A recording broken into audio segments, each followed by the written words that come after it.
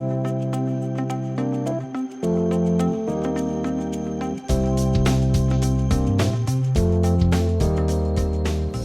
já teve a impressão de que as pessoas estão ficando mais burras? Talvez não seja só a impressão. Estudos científicos feitos com milhares de pessoas em vários países revelam um fenômeno inédito e assustador. A inteligência humana, pela primeira vez na história, começou a cair. Entenda agora no Dossiê Super.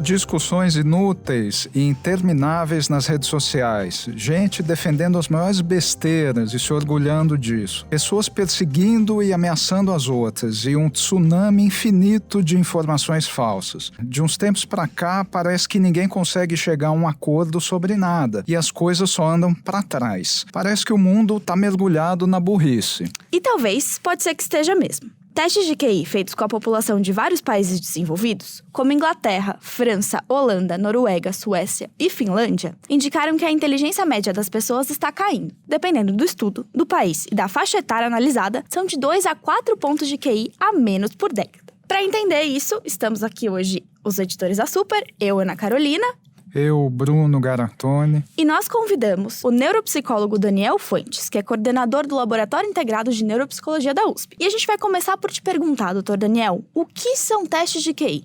Bom, os testes de QI, eles são instrumentos científicos, psicológicos, eles visam investigar qual é o potencial intelectual cognitivo.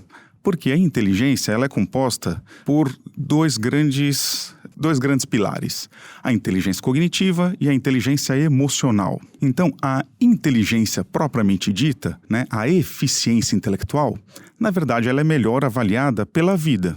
Não tem um bom teste para ver quanto uma pessoa é eficiente. Isso vai ser melhor determinado pela maneira como ela consegue gerar saídas criativas, como ela consegue solucionar problemas, como ela consegue melhor se adaptar ao seu meio, à sua cultura. Os testes de QI, eles são os instrumentos que vão avaliar o potencial cognitivo da inteligência. E ao longo do século XX, a pontuação foi aumentando, Em média, 3 pontos por década. Como é que se explica isso, doutor? Então, é um fato que nós observamos esse aumento a cada década, um aumento médio de 3 a 4 pontos. Nós pudemos observar este aumento, inclusive no nosso país, dados não publicados, mas observados nas décadas de 70 para frente. No Instituto de Psiquiatria do Hospital das Clínicas, nós pudemos observar o mesmo aumento dos pontos de QI. E esse aumento ele é explicado pelo chamado efeito Flynn. Sim. O Flynn é o sujeito que foi o primeiro não a observar, mas a melhor compreender esse fenômeno e que entende esse aumento de QI como resultado das melhores condições de saneamento básico, as melhores condições de disponibilidade de saúde e de alimentação. Então, nesses países tidos de primeiro mundo, como Inglaterra, França, Holanda, Dinamarca, por terem uma distribuição social mais bem feita e mais elevada, todo o IDH deles é unânime, homogeneamente mais alto, a gente pôde observar, então, este aumento de QI, que é melhor explicado por essas 3 questões.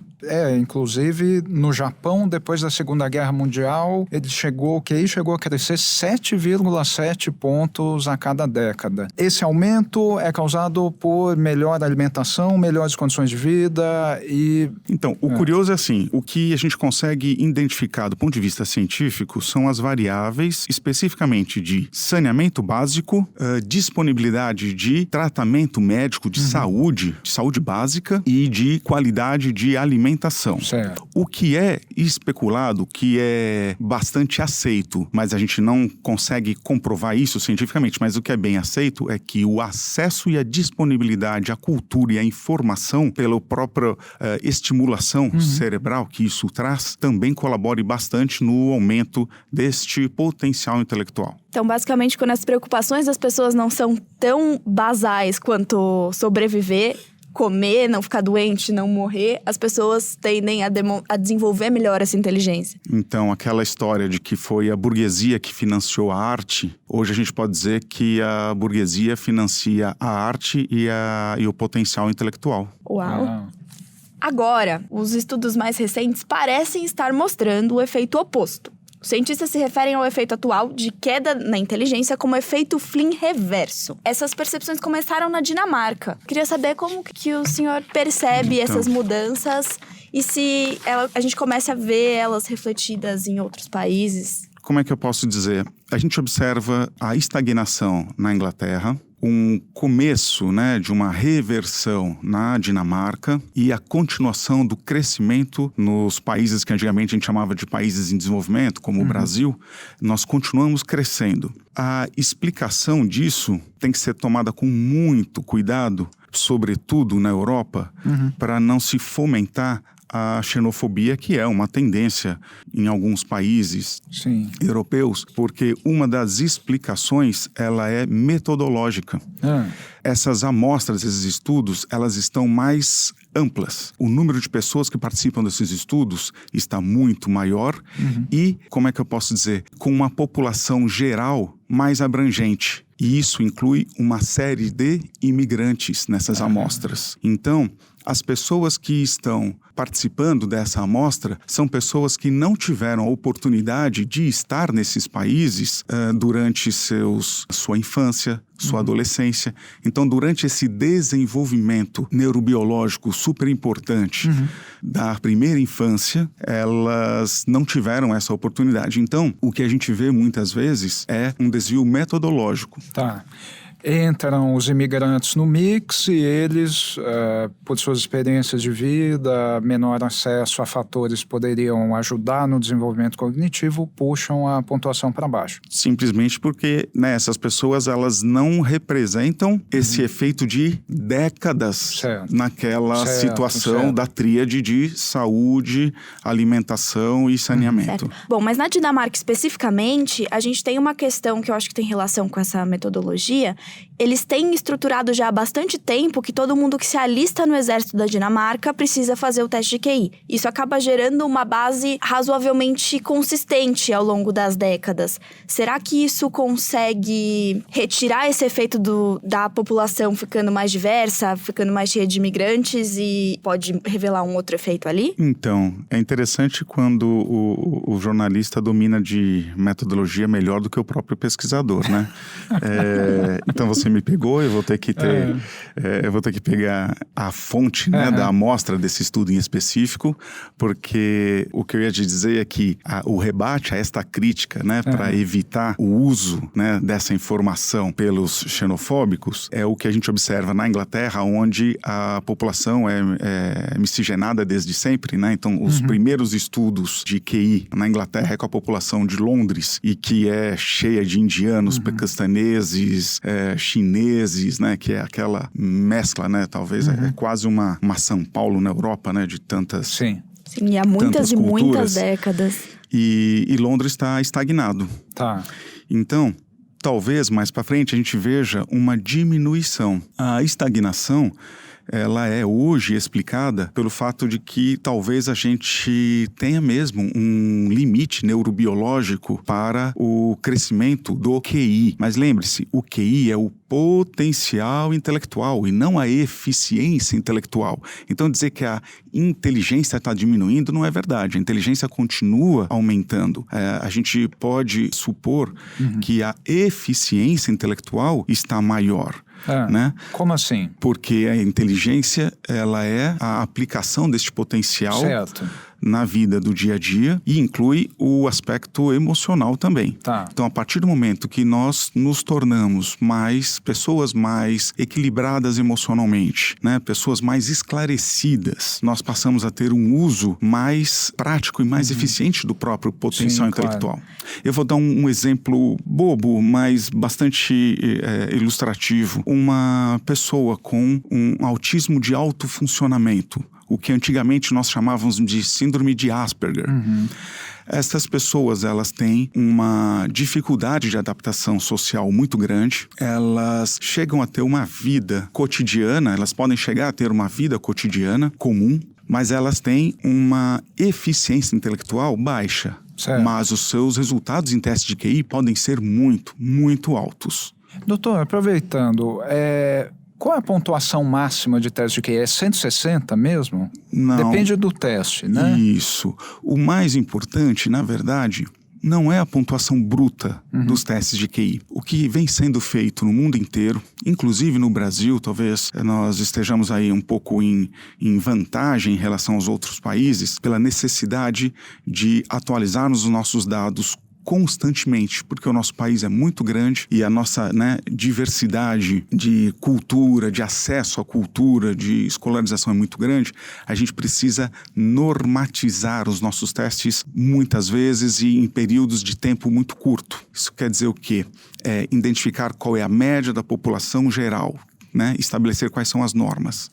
Então, o mais importante não é a pontuação bruta de QI. O mais importante é a gente saber qual é o percentil, quer dizer, qual é a pontuação que a maioria das pessoas tem. Percentil 50, na distribuição de QI, corresponde então à média das pessoas, onde metade das pessoas tem abaixo, metade das pessoas tem acima. Veja, quando a gente fala que a média de QI é 100, isso na verdade é um malabarismo matemático. Originalmente, os testes de QI, eles foram desenvolvidos assim. Nós pegávamos a performance de pessoas, na verdade, originalmente de crianças, e se fazia lá uma série de testes cognitivos dos múltiplos desafios intelectuais que se preconizava que compunha a inteligência.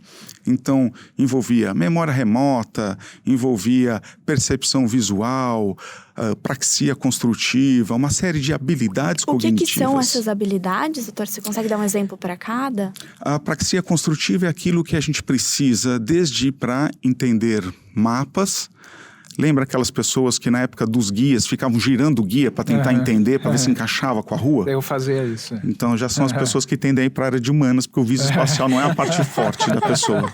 Então a praxia construtiva não é o bom. Hoje elas apanham com o GPS que gira automaticamente e a pessoa não fica. Ela usa aquela estratégia do cachorro que fica girando a cabeça para ver se consegue uma conformidade. E a memória remota? Memória remota é o que a gente, por exemplo, precisa para armazenar desde as informações autobiográficas quanto aquelas bases pedagógicas da informação que a gente vai precisar lá na frente. Por que os nossos jovens, as nossas crianças, elas ficam nos questionando, e nós mesmos fizemos isso no passado, por que eu tenho que estudar esse conteúdo de história, de geografia, essa coisa, se eu não vou usar isso lá na frente? Porque isso vai estabelecer bases para que você possa aprender conteúdos mais complexos, lá na frente. Então, a memória remota, ela vai ser útil desde as nossas memórias autobiográficas, da gente saber, quem nós somos, quem são as pessoas à nossa volta, a nossa história de vida, que vai formar a nossa identidade, até essas bases, por exemplo, do raciocínio lógico-matemático mais básico, para no futuro a gente ter um raciocínio científico, mesmo que não seja matemático. Claro. Perfeito. Desculpa, é que eu falo, me delongo demais. Nada, imagina. Eu queria explicar assim, de onde que vem a história do QI. Claro. Se pegava a performance dessas crianças, o que é esperado para a idade. Então pegava lá um monte de crianças de 10 anos e via qual era a performance dela. Disso chegava lá a um número que era uma idade mental. E aí depois ia se testar outras crianças, e aí eu pegava lá uma criança de 9 anos e via a performance dela em testes. E aí eu falava assim, olha, uma criança, por exemplo, uma criança de 9 anos tinha uma performance de uma criança de 10 anos. Então eu pegava a idade mental e dividia pela idade cronológica. 10 dividido por 9 vai dar uma fração. Certo. Tá? Vamos pensar num rebaixamento intelectual, que é só porque a matemática vai ser mais fácil. Uma criança de 9 anos de idade mental, observada em testes, dividida por 10 anos, que é a idade cronológica que ela tem de fato. E aí dá 9, dividido por 10 dá 0,9. Tá. Então você ficar com um coeficiente intelectual de 0,9 é um número chato, difícil. E aí às vezes dá 0,91, 0,92, fica mais chato. e aí se convencionou multiplicar por 100 para a gente tirar a vírgula. Tá. Então, o QI 100, na verdade, só quer dizer 10 dividido por 10 dá 1. Então, seria só isso, a sua idade mental ser idêntica à sua idade cronológica, que daria 1. E a gente multiplica por 100 para tirar os quebrados das vírgulas.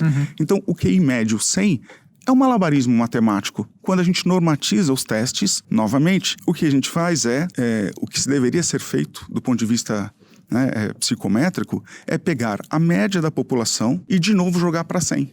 Ajustar o grau de dificuldade do teste para que a pontuação média dê 100? Não, É isso? A gente ajustar matematicamente o resultado para que entendi. o percentil 50 corresponda ao resultado 100. Tá, legal. Então, quando a gente vê que o QI está aumentando, é porque a gente está usando a tabela antiga.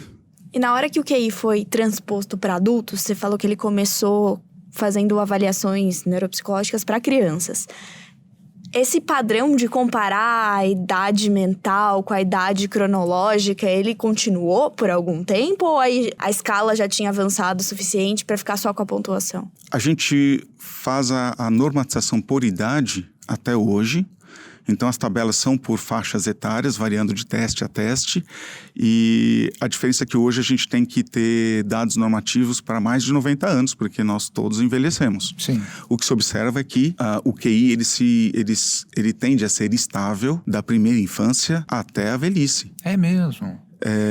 Então, essa história, com todo respeito aos falastrões que prometem, né, aumentar o seu QI, e geralmente são as pessoas que mais se incomodam com essas verdades científicas, não é possível aumentar o QI, até porque não é necessário. O que é possível e o que é útil é aumentar a sua eficiência intelectual. Então você tem um potencial fixo e você vai tentando ganhar o máximo possível desse potencial na vida real, que é a eficiência. Sim.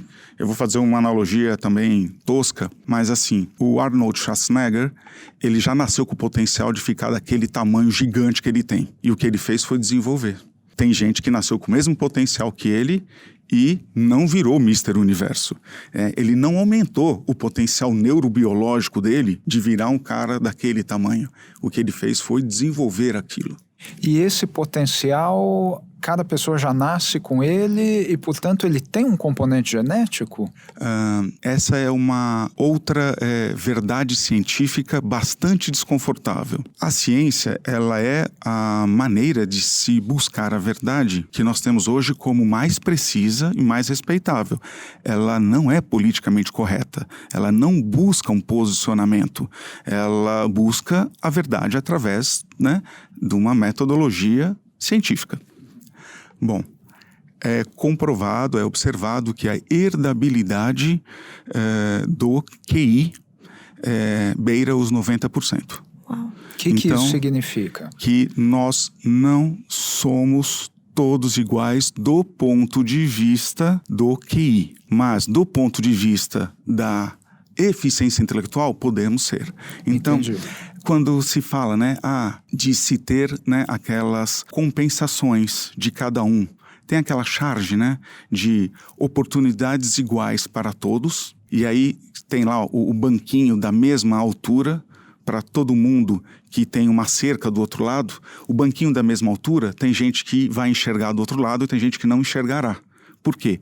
Porque as pessoas têm potenciais diferentes. Então, oportunidades iguais não quer dizer uma sociedade igualitária. Então, assim, a equivalência de oportunidades é o que permite uma sociedade mais igualitária. E o QI se encaixa aí. Então, tem pessoas que têm um potencial mais baixo e tem pessoas que têm potencial mais alto.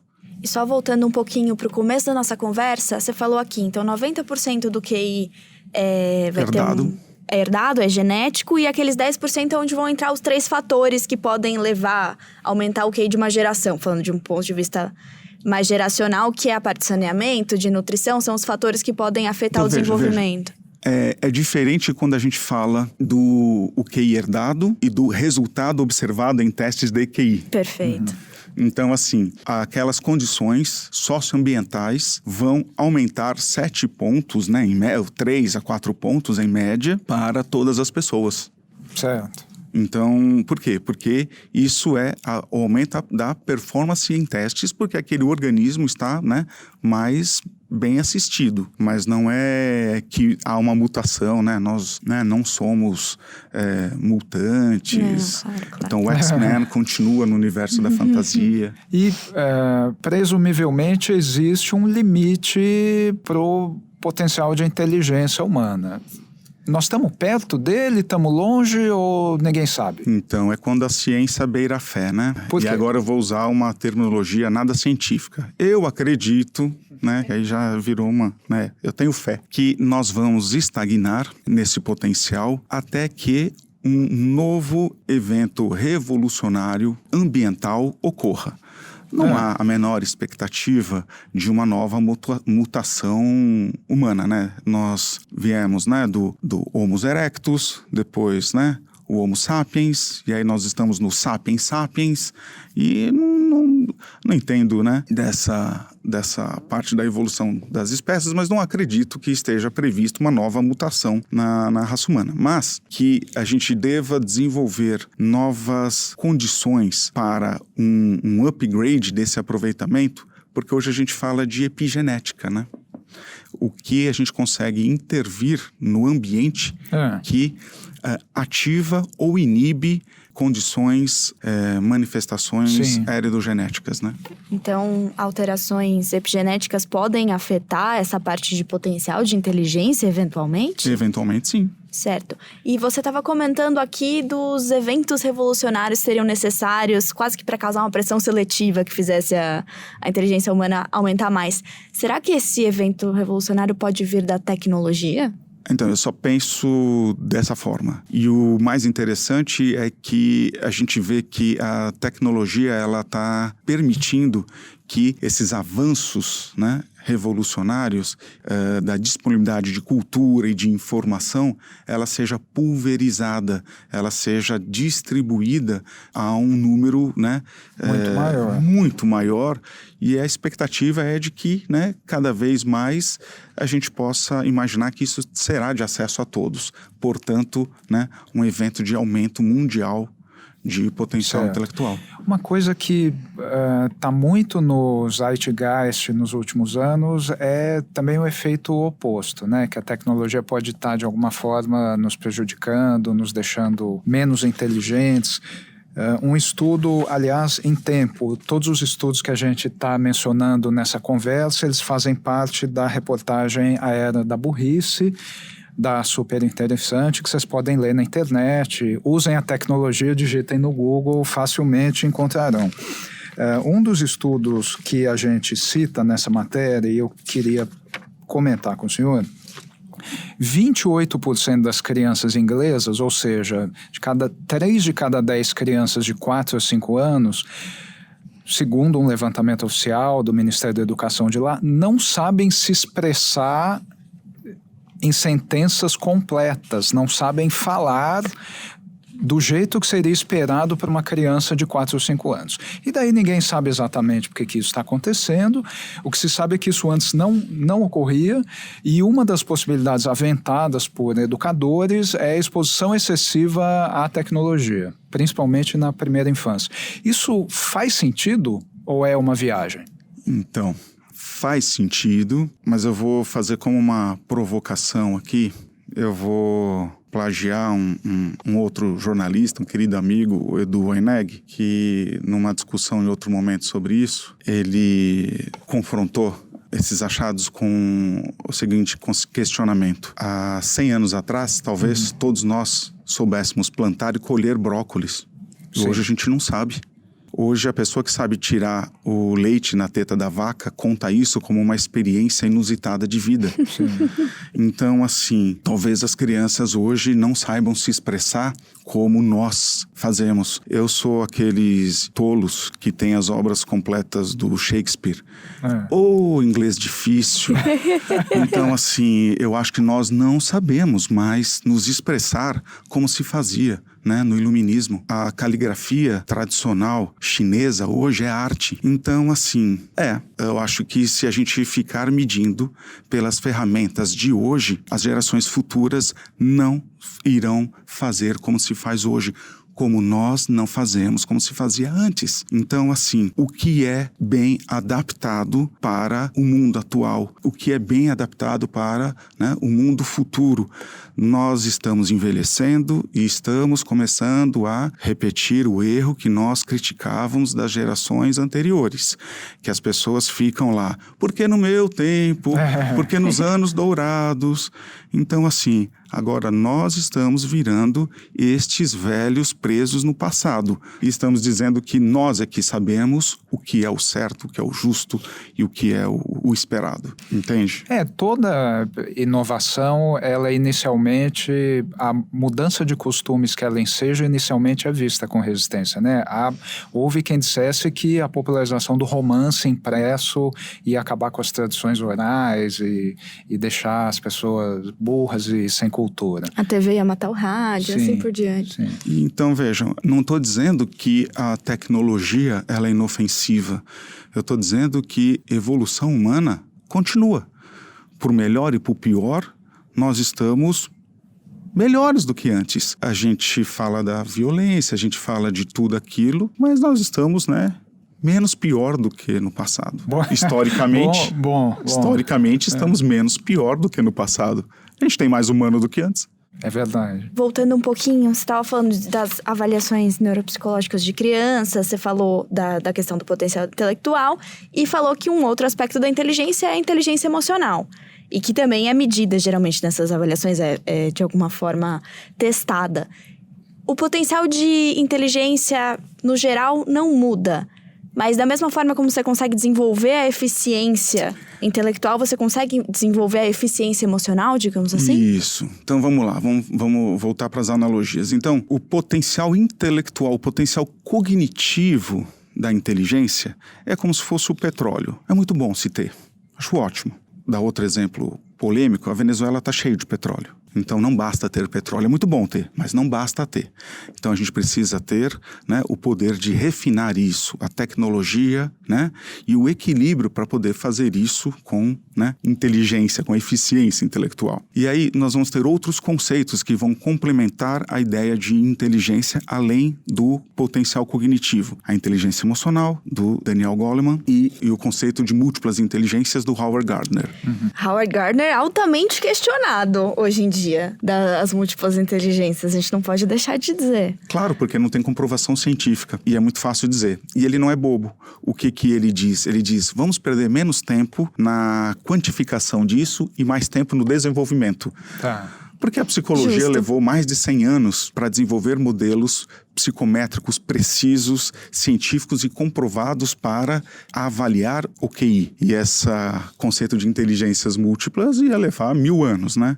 Da onde que vem o desenvolvimento, né, da inteligência emocional? Bom, todo psicólogo vai dizer através da psicoterapia, é uma forma. Eu, como psicólogo, vou dizer através de uma boa estrutura familiar, através de pequenos cursos de expressão corporal, de teatro, de distribuição, né, de oportunidades. Então, assim, pessoas mais equilibradas, elas serão emocionalmente mais sadias. Tem uma brasileira que na década de 70, chamada Lúcia Antipov, ela fazia os alertas sobre como melhor desenvolver os potenciais intelectuais da população brasileira. No pós-Segunda Guerra, no período da Guerra Fria, foi o período de maior investimento nos chamados superdotados. O primeiro Congresso Internacional de Superdotação foi feito em Israel. Hoje, Israel, né, detém o maior número de prêmios Nobel no mundo. O Brasil, nessa época, estava ali. Estava quase que de igual para igual. E a Lúcia, ela ficava alertando da necessidade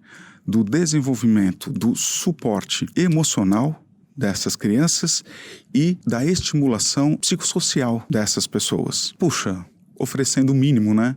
Então, se a gente parar com as violências, né, psicológicas e físicas, a gente tirar as crianças, né, da situação de vulnerabilidade social, como nação a gente já está ganhando muito, né? Não precisa grandes segredos, não. Sim, então as pessoas com altas habilidades, né, com a superdotação, elas nascem com uma capacidade de abstração muito grande, Só que aí você precisa ensinar elas a viver também, né? Veja, trazer elas para esse ponto da eficiência. São coisas independentes, elas ocorrem em paralelo. Então, uma pessoa de potencial intelectual, cognitivo muito alto, não quer dizer que ela terá um potencial emocional muito alto. Sabe aquela história que para quem tem martelo tudo é prego? Sim. Então, assim, a criança que tem um potencial cognitivo muito alto e o potencial emocional dela é medinho. Ela vai recorrer sempre à melhor ferramenta dela. Então, cada vez que ela é, né, zoada na escola, em vez dela enfrentar isso com ferramentas, né, sociais, que é o que todos nós fazemos, né? O que ela vai fazer? Vai dizer, mas ele é um burro mesmo. Ela vai tentar usar de ferramentas que ela tem melhor e vai estragar tudo, porque não serve para isso. Não serve para isso. Chamar os outros de burro é uma forma de se defender. Outra forma de se defender que eu queria comentar com o senhor é o viés de confirmação, que é uma coisa tão presente, cada vez mais evidente hoje em dia, né? Principalmente em redes sociais, as pessoas, quando vão dialogar sobre rigorosamente qualquer assunto, parecem totalmente indispostas a mudar de opinião. O que é, segundo a psicologia, o chamado viés de confirmação e como ele funciona, por que ele existe? Bom, vamos lá, esse é um outro conceito relativamente novo e bastante amplo. Na verdade, é um novo nome para algo que já se tem. Mas hoje existe um reconhecimento da necessidade e um aumento da necessidade de validação de tudo aquilo que nós fazemos. Como nós somos o tempo inteiro estimulados, nós somos avaliados e recebemos esse feedback o tempo inteiro, seja pelas redes sociais, seja, né, até pelas, né, relações humanas diretas, nós meio que nos tornamos carentes disso. Eu não vou usar o termo viciados, porque vai gerar confusão, mas a gente se torna muito carente disso. Hoje a gente tem, né, o sujeito vai lá e posta algo e já espera qual é o retorno que aquilo dará. Seja em like, seja em repercussão, a gente fica buscando essas pequenas injeções, né, de dopamina. Esses feedbacks, eles vão nos ativar aí uma circuitaria que é hipófise hipotálamo adrenal, que ativa então a chamada, né, circuitaria de recompensa, que libera endorfinas e, né, acaba liberando dopamina, que é relacionada então com os mecanismos não só de prazer, mas de regulação do humor. Tá. Então a gente acaba precisando disso o tempo inteiro. E aí a gente acaba hoje tendo uma geração inteira que, se ela não for validada, ela ou abandona ou começa a ter, inclusive, sentimento de menos-valia, a autoestima vai lá embaixo, jovens promissores que não se mantêm motivados no trabalho por si, mas pelo retorno. Né? Se ele não é reconhecido, ele não tem uma automotivação. E aí ele não troca de emprego, ele abandona. Por quê? Porque se aquilo não o alimenta, ele simplesmente abandona. Eu vou fazer a advogada do diabo aqui. Será que esse não é mais um exemplo do... no meu tempo as coisas eram diferentes? Que a geração anterior está começando a olhar para a geração nova um pouco com esses olhos? Eu tenho um cliente que ele é CEO de uma holding e ele vira e fala assim, esses moleques que seriam todos os jovens executivos no seu auge, assim, dos seus... Tá no auge da sua eficiência, tá perto dos 33, 34 anos, estão no auge, estão dormindo 4 horas por dia, estão produzindo horrores, estão no auge. Ele vira e fala assim, esses moleques só querem fama e fortuna, eles não ligam mais para a qualidade do trabalho, não sei o quê, e nananã. Eu vou deixar que todos eles se lasquem, eu não vou, né, fazer nada com isso, não quero saber deles, eu vou deixar todos eles pedirem as contas. Eu falo assim, meu caro, hoje você tem uma holding, você verá, não é que você viverá, você verá ativamente, você vai estar ativo profissionalmente e verá esse seu império, né, desmontar, porque os tempos mudaram, não são esses que são mimados, né, é a nova moeda. Então... Napoleão quase conquistou o mundo trocando o soldo dos mercenários por medalhas, né? Sim, fama e fortuna motivam a humanidade desde o início. Desde sempre. Então, doutor, Pelo que eu entendi dessa nossa conversa, o senhor não é pessimista e é até um pouco otimista com relação à expressão da inteligência humana no futuro. Eu sou um estudioso da inteligência e um estudioso da impulsividade. E eu tendo a ser um otimista para essas duas áreas. Das várias expressões da impulsividade, a impulsividade agressiva está diminuindo. Porque como nós estamos tendo filhos mais tarde, e os impulsivos agressivos estão morrendo antes. Então a gente está passando uma carga genética. Os impulsivos agressivos estão morrendo antes de deixar seus descendentes. A gente está fazendo uma seleção natural horrível, darwiniana, continuamos fazendo isso. Nós nos tornaremos mais pacíficos no futuro. E a inteligência continuará crescendo, porque mesmo que a gente chegue no limite neurobiológico do potencial intelectual, a gente tem o outro lado, a gente tem 50% dessa história para desenvolver, né? Então tem muita coisa por aí. Eu sou esse bobo otimista. Tudo bem.